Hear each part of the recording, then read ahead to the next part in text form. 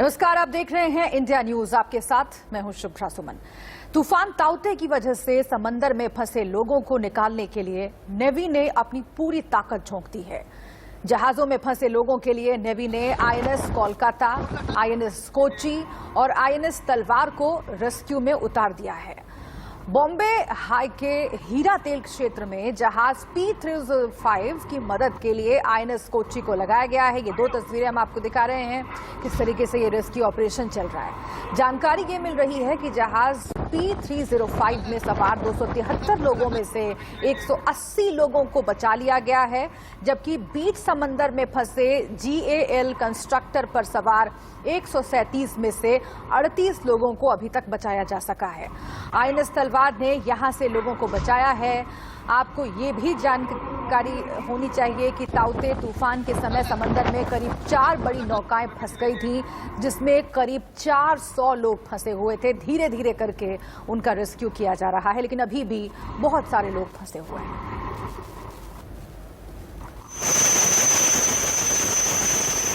तो ये तस्वीर हम आपको दिखा रहे हैं। 523 जिंदगियां फंस गई समंदर के बीच और धीरे धीरे करके हमारे जवान उन जिंदगियों को बचा रहे हैं, रेस्क्यू कर रहे हैं। किस तरीके से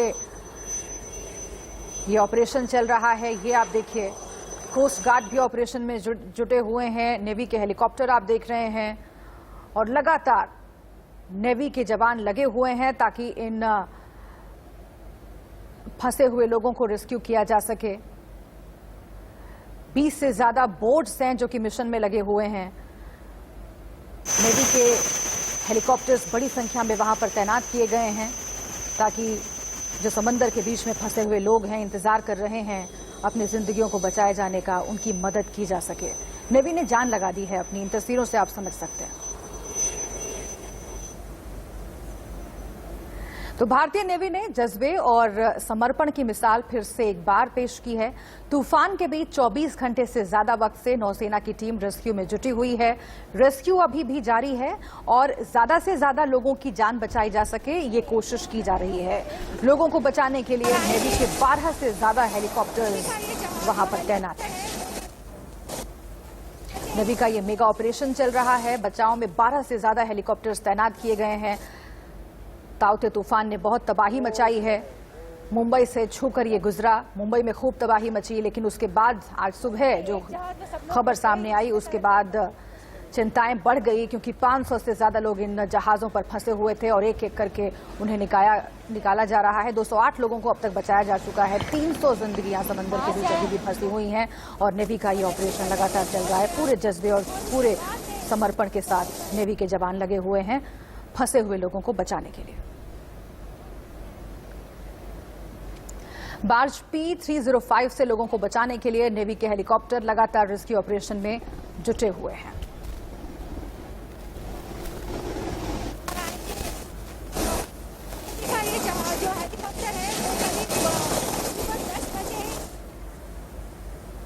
बार्ज P305 से लोगों को बचाने के लिए लगातार कोशिश हो रही है। रेस्क्यू ऑपरेशन चल रहा है। हेलीकॉप्टर्स की मदद से नेवी के जवान इसमें लगे हुए हैं। समंदर में फंसे लोगों को निकालने के लिए इंडियन नेवी किस तरह से ऑपरेशन चला रही है, पूरे मिशन की जानकारी दे रही हैं इंडिया न्यूज संवाददाता प्रीति सोमपुरा। समंदर में जो भयानक तूफान आया था उसमें 2 बोट जो है, 2 जहाज जो है फंस गई थी और इसमें से एक जहाज जो है पूरी तरीके से टूट गया था, जबकि एक जहाज जो था जिसमें कुछ लोग 100 से भी ज्यादा लोग जो थे उसमें मौजूद थे, 100 से भी ज्यादा लोग जो थे उसमें काम कर रहे थे। उन सभी लोगों को जो है सुरक्षित बाहर निकालकर इंडियन नेवी आईएनएस विक्रांत लेकर आई है। आप देखिए कि वो लोग हैं जिनको सुरक्षित रेस्क्यू किया गया है, क्योंकि अरबी समंदर में जब तूफान आया था उस दौरान जो है ये जहाज जो है समुद्र में फंस गया था, जिसके बाद जो है इन सभी लोगों को जो है सुरक्षित निकालने के बाद जो है उनको यहाँ पर लाया गया है। आप देखिए कि यहाँ पर जो है एम्बुलेंस के साथ डॉक्टर भी तैनात है। जो लोग यहाँ पर आए हैं उनकी मेडिकल जांच की जाएगी। इन सभी लोगों को जो है एयरलिफ्ट किया गया है और एयरलिफ्ट करने के बाद जो है उनको आईएनएस विक्रांत पे लाया गया है। ये सभी लोग जो है वो कॉन्ट्रैक्ट पे काम कर रहे थे और इन सभी लोगों को जो है सुरक्षित बाहर निकाला गया है। कैमरामैन गणेश के साथ सोमपुरा, इंडिया न्यूज, मुंबई। तो जान बचाने का ये ऑपरेशन लगातार जारी है। नेवी की मदद से बार्ज P305 पर फंसे हुए लोगों के रेस्क्यू के बाद इंडिया न्यूज पर पहली प्रतिक्रिया सुनिए।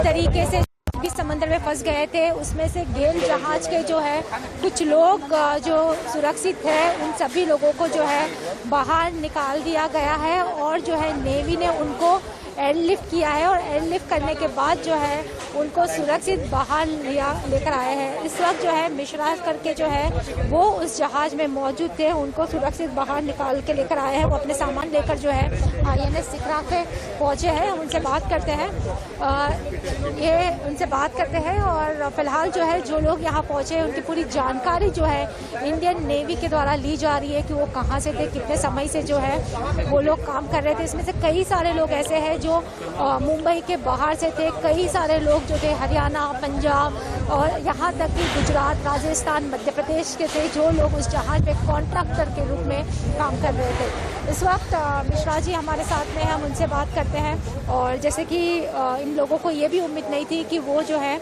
बच पाएंगे, लेकिन इंडियन नेवी वहाँ पर जो है समय पे पहुँची और इन सभी लोगों को जो है सुरक्षित बाहर निकाल दिया गया है। अभी जो है इनकी पूरी डिटेल जो है इस वक्त यहाँ पर ली जा रही है इंडियन नेवी के द्वारा। ये बताइए कि आप कितने टाइम से काम कर रहे थे वहाँ पर? 3 महीना हो गया। 3 महीने से आप जहाज पे ही थे और क्या काम था आपका वहाँ पर? क्या काम करते थे? हमारा इंस्ट्रूमेंट फिटर है, हम ONGC का काम में गए थे। तूफान आया तब क्या हुआ? और जैसे इनके उस पर लिखा हुआ है कि ये आइडियल ऑफशोर के लिए जो है ये काम कर रहे थे और हम उनसे पूछते हैं कि जब तूफान आया तब क्या हुआ था? तूफान आया तब क्या? तूफान के टाइम में हम साइड में लगे थे, लेकिन जो हमारा एंकर टूटने की वजह से फिसल के चला गया था हमारा बाज। तो उसके बाद 2 दिन हो गया वो इसमें ही थे। आज सुबह हमको नेवी वाले ने रेस्क्यू किए थे। 2 दिन तक आप जहाज में ही रुके थे, उम्मीद थी कि आप बच पाएंगे? हमारा नीचे का ग्राउंड फ्लोर टूट गया था, पानी भर गया था पूरा, फिर भी मोटर भी चालू नहीं हो रहा था और हमारा 2 जहाज भी रुक गया है, पता चल रहा है। इस वजह से हम डर गए थे पूरा। तो फिर आज सुबह हमको निकाल दिया। उम्मीद थी कि आपको नई जिंदगी मिलेगी? मिल ही गई मैम, क्यों ना, हमको लगाया नहीं था हम बचेंगे। Thank you. तो आपने सुना कि उनका कहना है कि नई जिंदगी जो है उनको मिल गई है। कैमरामैन विष्णु के साथ प्रीति सोमपुरा, इंडिया न्यूज, मुंबई। चक्रवात ताउते में फंसे लोगों को इंडियन नेवी ने अपनी जान पर खेलकर बचाया। मौत के मुंह से निकले लोगों ने इंडिया न्यूज पर नेवी का धन्यवाद दिया। पूरी जानकारी दे रही हैं रिपोर्टर प्रीति सोमपुरा। हमारे साथ हरियाणा के सतीश नरवाल है जो P370 जो जहाज था उसमें फंसे हुए थे। आप बताइए कि किस तरीके से जो है साइक्लोन जब आया तो पहले से अलर्ट था कि साइक्लोन आने वाला है, कि आपको कंपनी ने बताया था? वो तो हफ्ते 10 दिन पहले पता लग गया था कि इस तारीख को साइक्लोन शुरू होगा। आगे पूछो। तो आप सुरक्षित बाहर नहीं निकाला? हमारे को कोई सुरक्षित बाहर नहीं निकाला, हमारे को इंडियन नेवी ने निकाला बाहर। और एक नोवा बोट था, उसने कुछ आदमी उसने उठाए, नहीं तो हमारा किसी ने सहायता नहीं किया उधर। कंपनी के द्वारा आपको कोई अलर्ट नहीं दिया क्या था कि साइक्लोन आ रहा है तो आपको सुरक्षित पहले बाहर निकाल दें? लास्ट में कंपनी ने यही बोला ना, जब बार्ज डूबेगा तो वही बोलेंगे ना कि अपनी लाइफ जैकेट पहनो और कूदो, तो यही हुआ। कितने बजे जहाज डूबना शुरू हुआ था? जहाज रात को एंकर 12-1 बजे के बीच में एंकर टूटना शुरू हो गया था। तो उसके बाद में एंकर टूटेगा तो उसका हवा की बट जा रहा था, बार्ज हवा की तरफ जा रहा था, जहाँ की हवा थी उधर ही बार्ज जा रहा था। फिर ये उधर एक यनमैन था, यनमैन में ठुक गया वो, उसमें होल हो गया। बार्ज में होल होने के कारण पूरा पानी अंदर चला गया और सब भरता चला गया और बार्ज डूब कोशिश हो गया। लास्ट में फिर यही हुआ कि लाइफ जैकेट पहनो और पानी में कूद जाओ। आप पानी में डूबे, उसके बाद इंडिया आपको उम्मीद थी कि आप जिंदा बचेंगे? इंडियन नेवी कुछ ही दूरी पे थी शुरू में, तो बहुत बड़ा जहाज है, तो जहाज डूब रहा है, उस टाइम पे लगा नहीं सकता ना कोई भी।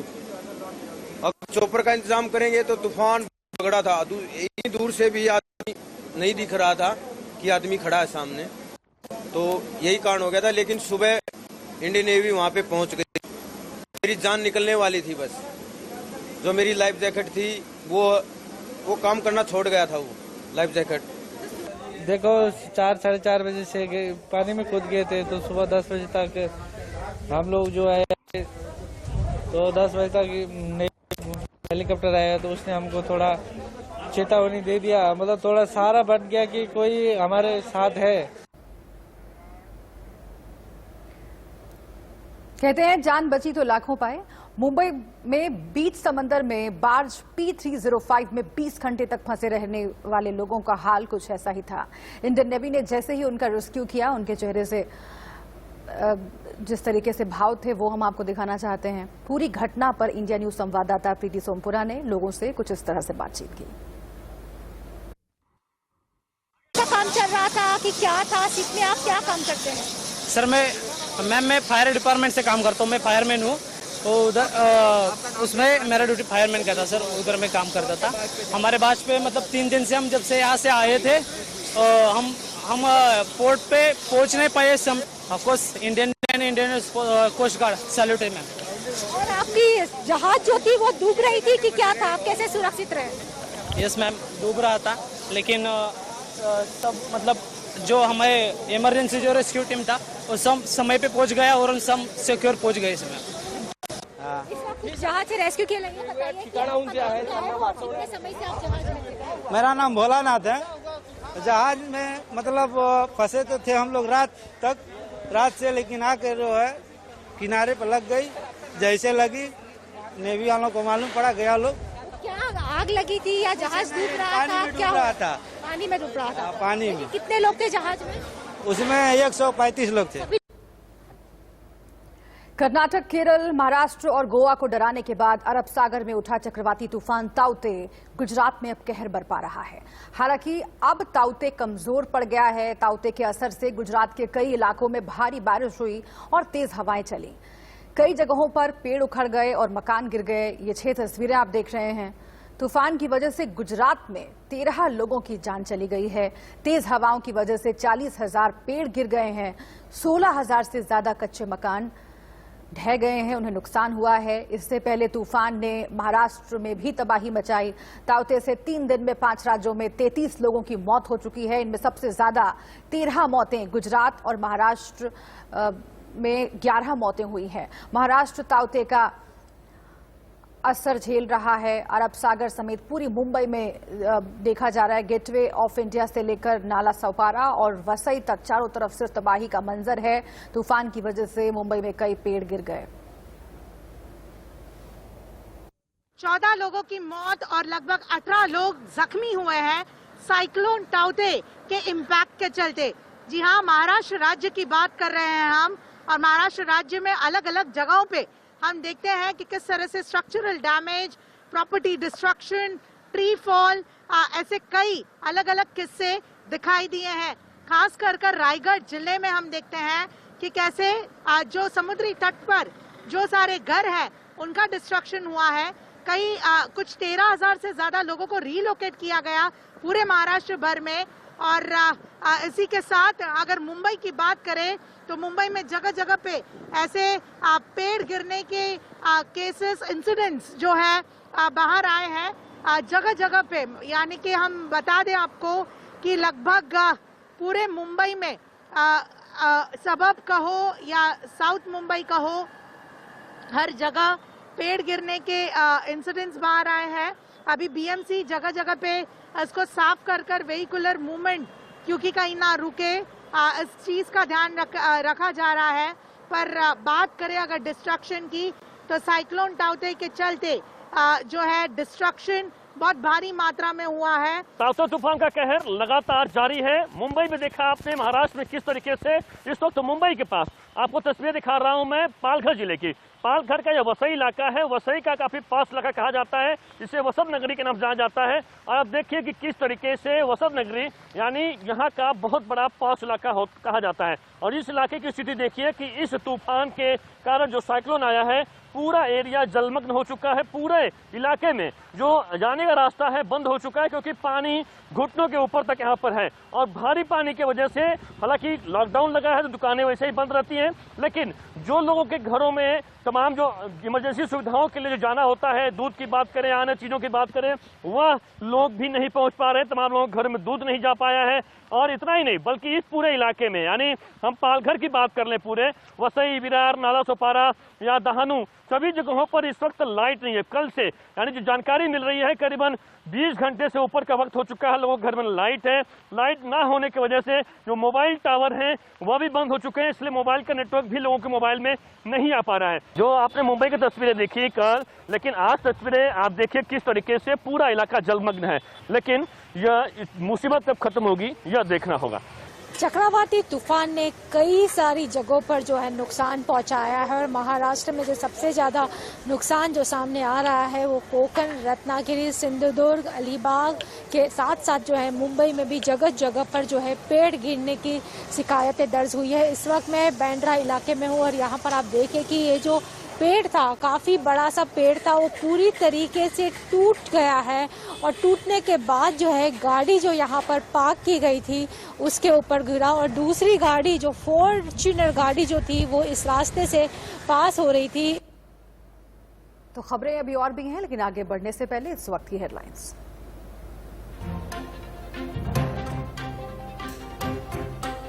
महाराष्ट्र में कल से करीब 2000 बढ़े कोरोना केस, मौतों में भी इजाफा। 24 घंटे में 26,000 केस और 679 मौतें। यूपी में 8,000 से ज्यादा नए केस, 255 लोगों की गई जान।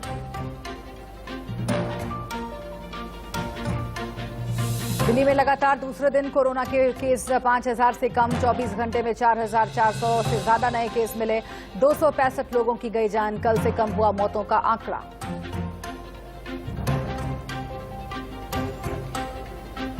देश भर में ब्लैक फंगस का कहर, 2,500 से ज्यादा नए केस आए सामने। महाराष्ट्र, गुजरात, यूपी और हरियाणा में बढ़ा संकट। नीति आयोग के सदस्य वीके पॉल ने कहा, सरकार की है नजर, शुगर के मरीज रखें ध्यान।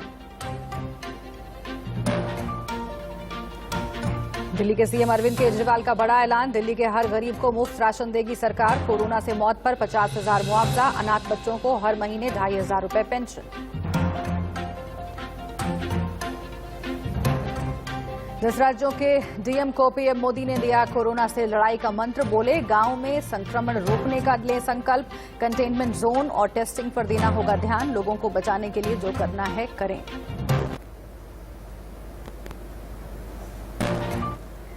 ताउते तूफान के बाद समंदर में फंसे 2 जहाज, 218 लोगों का रेस्क्यू। गुजरात के कई जिलों में अब भी बारिश, अगले 5 घंटे में कमजोर होगा तूफान।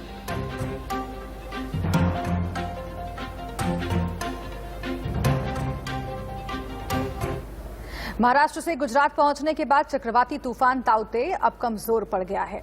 गुजरात में इस तूफान की वजह से 13 लोगों की जान चली गई है। तूफान ताउते की वजह से महाराष्ट्र और गुजरात दोनों ही में भारी नुकसान हुआ है। कई जिलों में पेड़ और बिजली के खंभे गिर गए हैं। देर रात 185 किलोमीटर प्रति घंटे की रफ्तार से गुजरात तट से टकराने के बाद तूफान कमजोर पड़ गया, लेकिन अपने पीछे तबाही का मंजर छोड़ गया।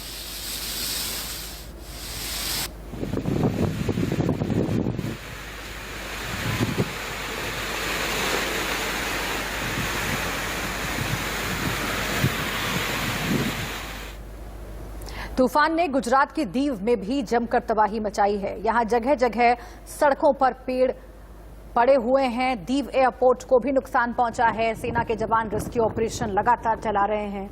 इन तस्वीरों से आप देखिए कितना नुकसान हुआ है दीव में।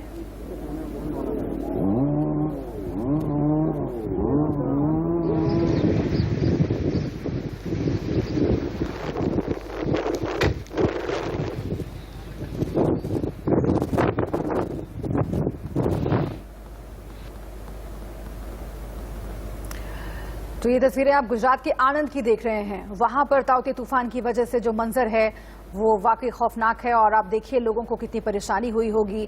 गुजरात के ये वो इलाके हैं जहां पर ताउते तूफान का सबसे ज्यादा असर देखा गया। तूफान अब निकल गया है, लेकिन तबाही के निशान जो छोड़ गया है वो आप देख रहे हैं।